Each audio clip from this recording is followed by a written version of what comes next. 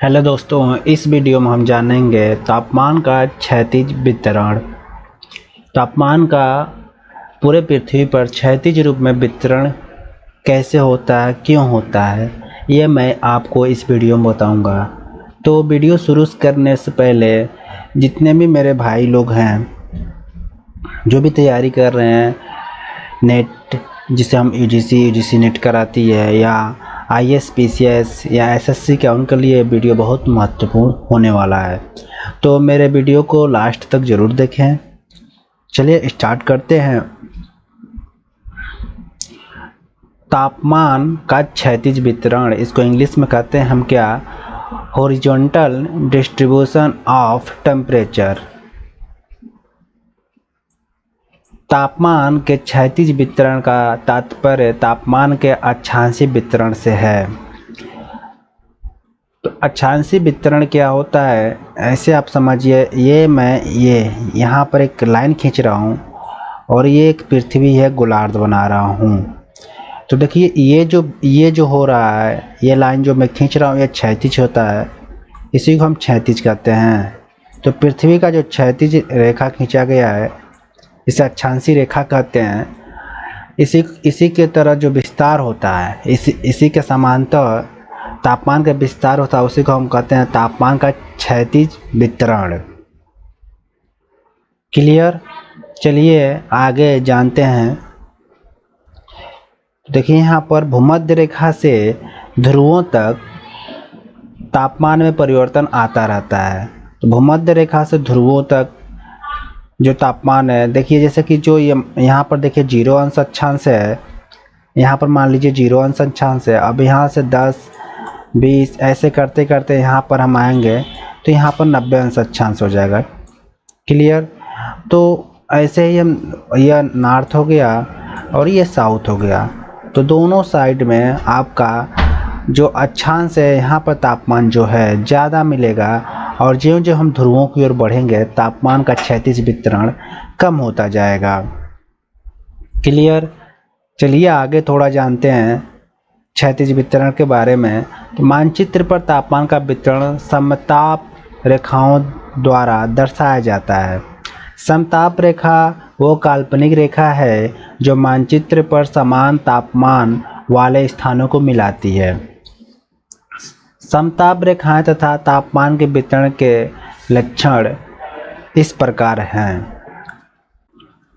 पहला है, समताप रेखाएं पूर्व से पश्चिम दिशा में अक्षांशों के लगभग समानांतर खींची जाती हैं। इसका कारण यह है कि एक ही अक्षांश पर स्थित सभी स्थानों पर एक ही मात्रा में सूर्य ताप प्राप्त होता है और तापमान भी लगभग एक जैसा होता है। तो चलिए इसको मैं आपको समझा देता हूँ एक फिगर के द्वारा। समताप रेखाएं पूर्व से पश्चिम दिशा में अक्षांशों के लगभग समांतर क्यों खींची जाती हैं। तो ऐसे आप समझो कि एक गोलार्ध है, ये एक गोलार्ध है और यहाँ पर ये 0 अंश अक्षांश है। अब ये एक अक्षांश है 0 अंश। अब यहाँ पर दोनों अक्षांशों पर लगभग तापमान जो होगा समान पाया जाएगा पूरी जगह पर। इसीलिए इसी के समान मिलाते हुए जहाँ पर जिस हिसाब से तापमान है उस रेखा को खींची जाती है, उसी को हम क्या कहते हैं, समान ताप वाली रेखा। देखिए यहाँ पर समान ताप रेखाएं जो होती हैं पूर्व से पश्चिम दिशा में। तो ये देखिए यहाँ से आप यहाँ से पूर्व भी हो गया और ये पश्चिम हो गया आपका, ये आपका नॉर्थ हो गया और ये आपका साउथ हो गया। तो पूर्व से पश्चिम दिशा में खींची जाती है जहाँ पर दोनों दिशाओं में तापमान एक समान पाया जाता है। क्लियर? नेक्स्ट आपका पॉइंट दूसरा है, जल और थल पर तापमान भिन्न होते हैं। समताप रेखाएं आकाशमान मुड़ जाती हैं। तो देखिए जल और थल में जल पर तापमान का प्रभाव अलग रूप से दिखाई देता है और थल पर अलग, क्योंकि जल जो है धीरे धीरे हिट होता है और थल जो है तेज गति से, धरातल तेज गति से हिट होता है। तो समताप रेखाएं आकाशमान मुड़ जाती हैं जो जल में होता है। नेक्स्ट टॉपिक है, दक्षिणी गोलार्ध में जल भाग अधिक तथा उत्तरी गोलार्ध में स्थल भाग अधिक हैं। अतः उत्तरी गोलार्ध में तापमान संबंधी अंतः तटों पर विषमताएं अधिक पाई जाती हैं। इस कारण दक्षिणी गोलार्ध में समताप रेखाओं में मोड़ कम आते हैं और उनकी पूर्व पश्चिम दिशा अधिक स्पष्ट होती है। अब देखिए ये कारण क्यों होता है। देखिए क्योंकि उत्तरी गोलार्ध में, जैसे एग्जांपल लीजिए कि ये विश्व का एक मैप लेंगे, जब आप, अभी मैं आपको ऐसे नॉर्मल बता रहा हूँ, तो उत्तरी गोलार्ध में ज़्यादा धरातल पाया जाता है। तो जो तटों से लेकर, समुद्र तट से लेकर धरातल तक जब तापमान का विस्तार होता है तो यहाँ पर जो होता है एक सीधी लाइन नहीं पाई जाती, ज़्यादा ऊपर नीचे पाया जाता है, क्योंकि समान नहीं होता है। क्योंकि कारण यही है, जैसे कि मैं यहाँ पर आपको बताया हूँ पढ़ के, आकाशमान मुड़ जाती हैं समताप जो रेखाएं होती हैं समान ताप की जल में, तो थल पर और जल में दोनों का तापमान अलग हो जाता है। इसीलिए उत्तरी गोलार्ध में जो है उसमें देखेंगे कि झुकाव कहीं उठा तो टेढ़ा मेढ़ा आपका तापमान उस अक्षांश पर दिखाई देगा एक रेखे के रूप में, ऐसे टेढ़ा मेढ़ा जैसे कि मैं ये बनाया हूँ।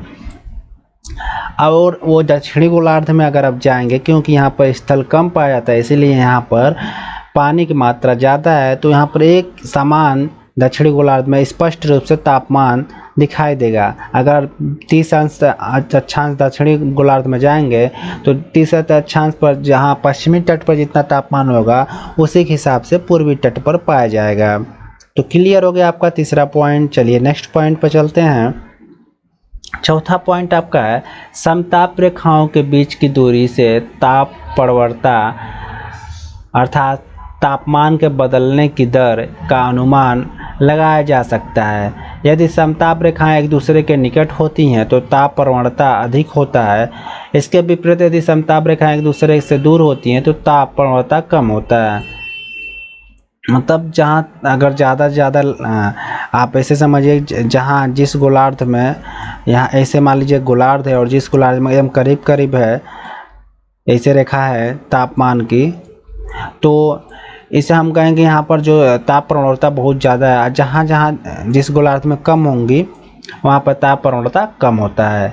नेक्स्ट है उष्णकटिबंधीय प्रदेशों में तापमान अधिक होता है, अतः अधिक मूल्य वाली समताप रेखाएं उष्णकटिबंधीय में होती हैं।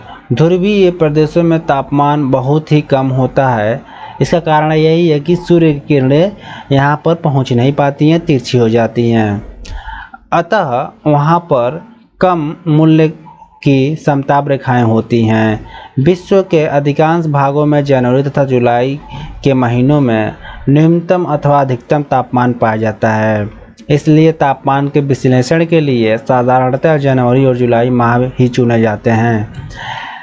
ये पांचवा टॉपिक से आप ये समझ सकते हो कि जो जुलाई और जनवरी के महीने हैं पूरे विश्व में किसी भी देश में इसी महीने में तापमान का विश्लेषण है, अर्थात उसकी जानकारी प्राप्त करने के लिए इसी महीनों को चुना जाता है और पता किया जाता है कि किस क्षेत्र में या किस देश में तापमान कैसे बदल रहा है, उसका विस्तार कैसे बदल रहा है, वो किस अक्षांश पर, किस तट पर, पूर्वी या पश्चिमी तट पर तापमान में कितना गिरावट दर आ रही है। तो ये जनवरी और जुलाई के महीने में होता है। चलिए अभी मैप द्वारा मैं आपको समझाऊंगा। यहाँ तक आपको क्लियर हो गया। जनवरी में तापमान का क्षैतिज वितरण चलिए जानते हैं। जनवरी के माह में सूर्य की किरणें दक्षिणी गोलार्ध में स्थित मकर रेखा पर लंबवत पड़ती है, जिससे दक्षिणी गोलार्ध में ग्रीष्म तथा उत्तरी गोलार्ध में शीत ऋतु होता है। अतः दक्षिणी गोलार्ध में तापमान अधिक तथा उत्तरी गोलार्ध में तापमान कम होता है। दक्षिणी गोलार्ध में स्थित उत्तरी पश्चिमी अर्जेंटाइन, पूर्वी मध्य अफ्रीका, बोर्निया, मध्य ऑस्ट्रेलिया में तापमान 30 सेल्सियस से भी अधिक होता है। उत्तरी गोलार्ध में स्थित साइबेरिया तथा ग्रीनलैंड में न्यूनतम तापमान पाया जाता है। विश्व में सबसे ठंडा स्थान साइबेरिया में स्थित वर्खोयांस्क है, जिसका तापमान -50 सेल्सियस है। यहाँ पर किसी किसी जगह पर -63 सेल्सियस भी पाया जाता है। तो यहाँ पर जनवरी में तापमान का क्षैतिज जो वितरण, जैसे कि मैं आपको पढ़ के बता दिया। चलिए एक मैप को द्वारा बताता हूँ।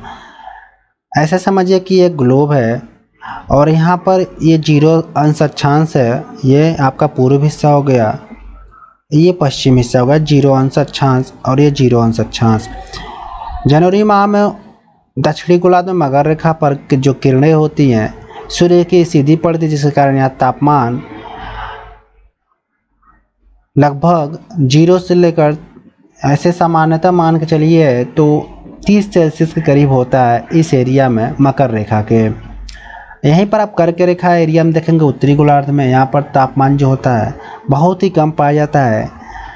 और यहाँ पर किसी के ऐसे एरिया में उत्तरी गोलार्ध के ध्रुवों पर हम जाएंगे साइबेरिया साइड, तो वहाँ -50 डिग्री भी तापमान पाया जाता है नॉर्थ में। ये क्यों होता है? चूँकि जनवरी के माह में दक्षिणी गोलार्ध में सूर्य की किरणें मकर रेखा पर सीधी चमकती हैं और उत्तरी गोलार्ध में ये यहाँ पर तिरछी किरणें पड़ती हैं, इसी कारण ये होता है। तो क्लियर हो गया।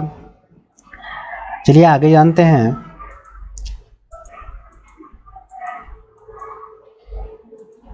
जनवरी माह में उत्तरी गोलार्ध में महाद्वीपों की अपेक्षा महासागर अधिक गर्म रहते हैं। चूँकि मैं बहुत सारे वीडियो में बता चुका हूँ कि महासागर के जो जल हैं वो धीरे धीरे गर्म होते हैं, धीरे धीरे ठंडा होते हैं, इसीलिए ये उत्तरी गोलार्ध में ये धीरे धीरे गर्म होते हैं, इसीलिए यहाँ पर तापमान जो होता है समांतर होता है।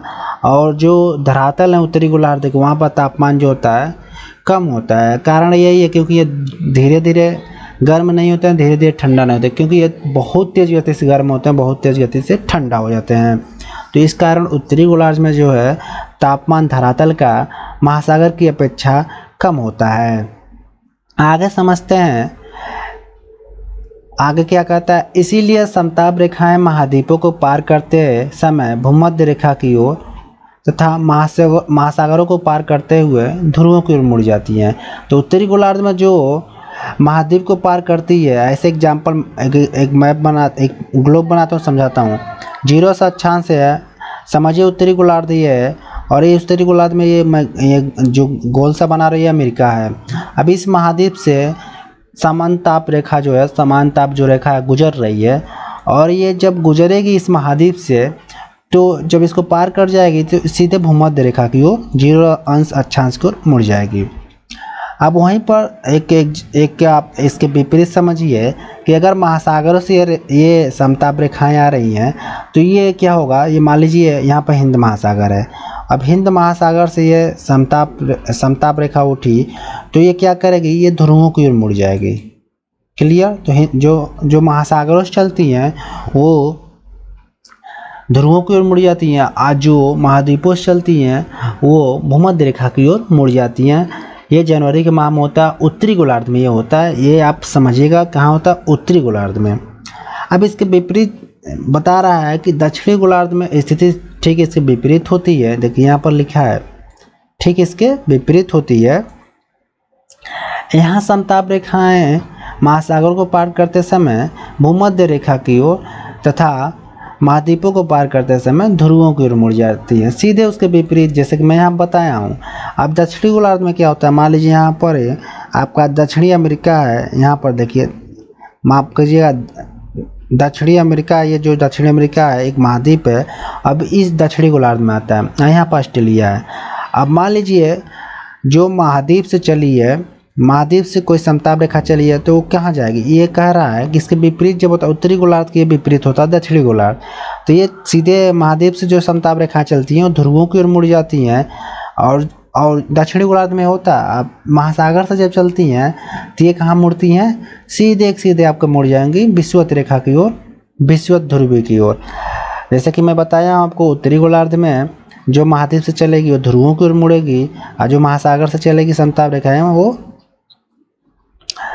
जो महासागर से चलेंगी वो माफ कीजिएगा ध्रुवों की ओर मुड़ती हैं। जो महाद्वीप से चलती हैं वो सीधे भूमध्य रेखा की ओर मुड़ जाती है, उत्तरी गोलार्ध में होता है। इसके विपरीत दक्षिणी गोलार्ध में होता है जो महाद्वीपों से समताप रेखाएं चलती हैं वो ध्रुवों की ओर मुड़ जाती हैं, जो महासागर से चलती हैं वो आपका भूमध्य रेखा की ओर मुड़ जाती है। क्लियर हो गया।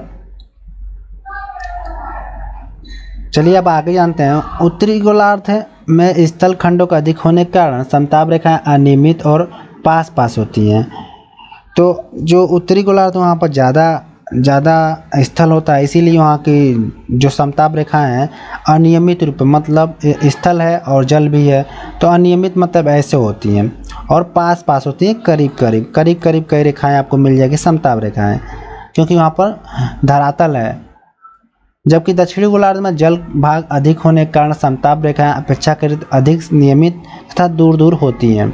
इसका मतलब ये हो गया कि उत्तरी गोलार्ध में पास पास होती हैं और ये जो होती है अनियमित होती हैं, उबड़ खाबड़, और दक्षिणी गोलार्ध में आप देखेंगे तो ये सीधी होती हैं लगभग और दूर दूर होती हैं, पास पास नहीं होती हैं। क्लियर हो गया। देखिए जैसे कि यहाँ मैं समझा रहा हूँ, तो यहाँ पर जैसे कि आप यहाँ समझ लीजिए कि जो समताप रेखाएं कैसे चलती हैं। ध्रुवों जो होता है कि जो समताप रेखाएं हैं उत्तरी गोलार्ध में भूमध्य रेखा की ओर कैसे चलती है, ध्रुवों की ओर कैसे चलती हैं। ऐसे समझिए कि किसी महाद्वीप से जो उत्तरी गोलार्ध में चल रही है समताप रेखा, वो सीधे कहाँ चलेगी, ध्रुवों की ओर चलेगी। और ये महासागर से अगर चल रही है तो सीधे कहाँ चलेगी, ध्रुवों की ओर, महासागर की ओर, माफ कीजिएगा। और महाद्वीप से चल रही है तो कहाँ चलेगी, विषुवत रेखा की ओर चलेगी। क्लियर हो गया ना। जैसे कि मैं बताया हूँ आपको कुछ समय पहले, तो ये कहाँ पर चल रही है, देखिए ये जो भी महाद्वीप से चल रही है वो सीधे कहाँ चल रही है, समताप रेखाएं सीधे भूमध्य रेखा की ओर। और जो महासागर हिंद महासागर से अगर चल रही है, चाहे अटलांटिक कोई भी महासागर चल रही है उत्तरी गोलार्ध में, याद रखिएगा, तो सीधे कहाँ चलेगी, ध्रुवों की ओर चलेगी। इसके ठीक विपरीत होता है दक्षिणी गोलार्ध में। दक्षिणी गोलार्ध में जब आएंगे तो मान लीजिए यहाँ से चल रही है अगर कोई भी समताप रेखाएं चल रही है, आगे की ओर बढ़ रही है, तो ये कहाँ मुड़ेगी, सीधे ध्रुवों की ओर मुड़ जाएगी। दक्षिणी गोलार्ध में इसके विपरीत होता है। और महासागर चल रही है तो सीधे कहाँ मिलेगी, विषुवत रेखा की ओर मुड़ जाएगी। क्लियर हो गया। अब यहाँ पर कह रहा है, एक चीज़ बोला लास्ट में, पॉइंट नोट कराया है कि उत्तरी गोलार्ध में जो समताप रेखाएं होती हैं वो करीब करीब होती हैं, उबड़ मतलब टेढ़ी मेढ़ी होती हैं, ऊपर नीचे होती हैं, एकदम पास पास होती। देखिए यहाँ पर ध्यान से, क्योंकि यहाँ पर धरातल पाया जाता है, और धरातल स्थल मंडल भी है और जल मंडल भी पाया जाता है। ज़्यादा स्थल मंडल ही पाया जाता है उत्तरी गोलार्ध में। तो होता क्या है, धरातल का जो तापमान और स्थल के तापमान में अंतर पाया जाता है, इसीलिए जो होती हैं ये जो तापमान समान ताप रेखाएं होती है ये मुड़ जाती हैं, ऊपर नीचे हो जाती हैं अलग अलग लोकेशन पर, तो ये ऐसे हो जाती हैं और आस पास होती है ज़्यादा, क्योंकि ये टेढ़ी मेढ़ी हो जाती हैं। लेकिन इसके विपरीत दक्षिणी गोलार्ध में आएंगे तो ये समान सीधी होती है। कारण क्या कि क्योंकि यहाँ पर स्थल खंड नहीं पाया जाता है, जल ही लगभग पाया जाता है। देखिए दक्षिण गोलार्ध में जिस अक्षांश पर स्थल खंड थोड़ा पाया गया वहाँ पर देखिए थोड़ा मुड़ी है, समान ताप रेखाएं। क्लियर हो गया। तो जनवरी माह का आपका क्लियर होगा। चलिए अब जानते हैं जुलाई माह के बारे में। तो जुलाई में तापमान का क्षैतिज जो वितरण है किस तरह से होता, चलिए जानते हैं। तो जैसे मैं आपको बताया हूँ जनवरी माह में, उसके विपरीत ये जुलाई होता है। जुलाई में होता क्या है, इस समय सूर्य की किरणें जो उत्तरी गोलार्ध में कर्क रेखा पर लगभग लंबवत चमकती है। जैसे कि मैं जनवरी में बताया मकर रेखा पर, इस समय उस समय जो था मकर रेखा पर सीधे चमक रही थी दक्षिणी गोलार्ध में, वो जनवरी के महीना था। इस समय देखिए जुलाई के महीने में उत्तरी गोलार्ध में सीधे चमक रही है कर्क रेखा पर। अतः उत्तरी गोलार्ध में ग्रीष्म ऋतु तथा दक्षिणी गोलार्ध में शीत ठंडी पड़ेगा। उत्तरी गोलार्ध में गर्मी पड़ेगा और दक्षिणी गोलार्ध में ठंडा पड़ेगा। उत्तरी गोलार्ध में अधिकतम तापमान जो होता है 30 सेल्सियस से 0 से 30 सेल्सियस के बीच में होता है। ये कहाँ पर होता है, कितने अक्षांश के बीच में है, 10 अंश से 40 अंश अक्षांश के बीच में होता है। उत्तरी अक्षांशों के बीच ये होता है। इस कटिबंध में संयुक्त राज्य अमेरिका का दक्षिणी पूर्वी भाग, सहारा, दक्षिणी पश्चिमी एशिया, चीन का विस्तृत क्षेत्र तथा उत्तरी पश्चिमी भारत सम्मिलित है। तो देखिए ये जो एरिया बता रहा है उत्तरी गोलार्ध का, ये देखिए ये 10 अंश अक्षांश है, यहाँ से लीजिए और यहाँ 40 अंश अक्षांश तक के बीच आइए। तो ये जो एरिया है, ये पूरा जो एरिया मैं रेड ऐसे सर्कल बनाते जा रहा हूँ, ये देखिए एशिया का हिस्सा हो गया, सहारा मरुस्थल हो गया, भारत का थार मरुस्थल हो गया, ये अमेरिका का भाग हो गया। यहाँ पर जो तापमान है 30 सेल्सियस के करीब होता है। ये एरिया जो होता है 10 अंश अक्षांश से 40 अंश अक्षांश के मध्य आता है। क्लियर। चलिए आगे समझते हैं। उत्तरी ध्रुव के निकट इस ऋतु में तापमान हिमांक से नीचे रहता है। अब इसी ऋतु में जुलाई के महीने में उत्तरी ध्रुव जो होता है वहाँ पर जो उत्तरी ध्रुव इस एरिया में, साइबेरिया के एरिया में, जैसे इस एरिया में जो होता है, ये जो एरिया है, यहाँ पर जो तापमान होता है लगभग यहाँ पर लिखा साफ साफ हिमांक से नीचे होता है, मतलब यहाँ बर्फबारी होती है इस समय भी उत्तरी ध्रुव में। उत्तरी गोलार्ध में समताप रेखाएं महासागरों से गुजरते समय भूमध्य रेखा की ओर मुड़ जाती हैं। कहाँ मुड़ जाती हैं अब यहाँ पर समझिएगा, क्योंकि यहाँ पर सीधे किरणें कर्क रेखा पड़ रही हैं। तो महासागर से जब उत्तरी गोलार्ध में चलती हैं, ठीक है, महासागर से मान लीजिए यहाँ पर से अटलांटिक महासागर से चल रही है, तो ये कहाँ मुड़ेगी? सीधे ध्रुवों की ओर मुड़ जाएगी। माफ़ कीजिएगा, ध्रुवों की ओर मुझे याद आ रहा है, भूमध्य रेखा की ओर मुड़ जाएंगी या विषुवत रेखा की ओर मुड़ जाएगी। महासागर से चलेगी तब क्यों, किस समय? जुलाई के महीने में, याद रखिएगा, जुलाई के महीने में जब सूर्य किरणें कर्क रेखा पर सीधे चमकती हैं। तो जब महासागर से चलेगी समान ताप रेखाएं, तो ये विषुवत रेखा की ओर मुड़ जाएंगी। क्लियर? तथा महाद्वीपों से गुजरते समय ध्रुवों की ओर मुड़ जाती हैं। जब ये महाद्वीपों से गुजरती हैं, मान लीजिए ये अमेरिका, इस अमेरिका महाद्वीप से कर्क रेखा सीधे सूर्य किरण चमक रही है जुलाई के महीने में, यहाँ से जब गुजर रही है समताप रेखाएं, तो ये ध्रुवों की ओर सीधे कहाँ? ध्रुवों की ओर मुड़ जाएंगे। क्लियर हो गया? ध्रुवों की ओर मुड़ जाएंगे। चलिए आगे समझते हैं।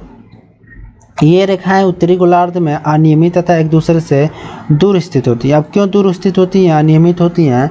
क्योंकि यहाँ पर सूर्य की किरणें सीधे पड़ रही हैं या गर्मी ज़्यादा है। दक्षिणी गोलार्ध में स्थिति बिल्कुल इसके विपरीत होती है, अर्थात यूँ समझें इसके विपरीत होती है। अब कैसे, मैं आपको समझा रहा हूँ, बता रहा हूँ। देखिए मैप द्वारा, देखिए यहाँ पर देखिए जुलाई के महीने में सूर्य किरण कर्क रेखा पर सीधे चमक रहा। संयुक्त राज्य अमेरिका में सहारा मरुस्थल में, थार मरुस्थल में, गोबी मरुस्थल में, इस एरिया में सीधा चमक रहा, जिस कारण यहाँ पर होता क्या, धरातल का तापमान और समुद्र का तापमान में अंतर भी पाया जाता है। और होता क्या है कि जो सीधे पड़ने के कारण तापमान लगभग सब जगह समान ही पाया जाता है, टेम्परेचर जो होता है। और इसमें जो इसकी समताप रेखा में इसकी जो करीबीपन है ये नहीं होती है, क्योंकि ये जनवरी के महीने में होता है, क्योंकि यहाँ तापमान नहीं होता है। अभी यहाँ पर तापमान सीधे पड़ रहा है, तो इसमें डिस्टेंस आ जाता है, दूरी होता है। जैसे मैं 5 हेडिंग बताया था, उस हेडिंग में बता दिया हूँ साफ साफ कि जो इसमें डिस्टेंस क्यों होता है। तो तापमान जहाँ ज़्यादा पड़ता है वहाँ पर समताप रेखाएं दूर दूर हो जाती हैं। देखिए यहाँ पर साफ से उत्तरी गोलार्ध में समताप रेखाएं महासागरों पर से गुजरते समय भूमध्य रेखा की ओर तथा महाद्वीपों से गुजरते समय ध्रुवों की ओर मुड़ जाती हैं। ये रेखाएं उत्तरी गोलार्ध में अनियमित एक दूसरे से दूर स्थित होती हैं। तो देखिए मैं जैसे बता रहा हूँ, ज़्यादा तापमान होने के कारण ये अनियमित होती हैं, मतलब ऐसे ऊपर नीचे, और एक दूसरे से दूर होती हैं। अगर यहाँ तापमान कम होता तो ये करीब होती, और ये अनियमित होती लेकिन एक दूसरे के करीब होती है, बहुत गहन होती है। यही समताप रेखाएं।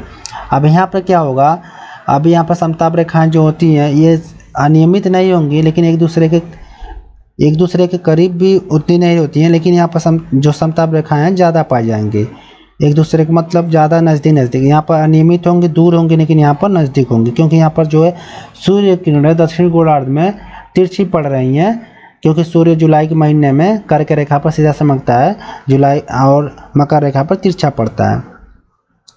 तो यहाँ पर आपका जुलाई के महीने में और जनवरी के महीने में तापमान का क्षैतिज वितरण था, बता दिया। अब मैं आपको ये कंफर्म कर देता हूँ कि ये सीधी और ये जो है तापमान रेखाएं हैं, ये उबड़ खाबड़ ये क्यों होती है, जो हेडिंग में बता रहा हूँ, और ये इसमें दूरी कम बेसी क्यों होता है। चलिए यहाँ पर हेडिंग में एक बताया था, उसको समझा देता हूँ आपको।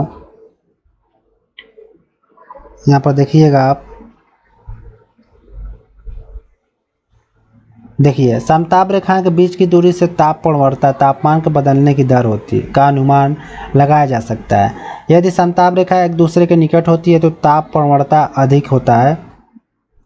इसके विपरीत यदि समताप रेखाएं एक दूसरे से दूर होती हैं तो ताप प्रवणता कम होता है।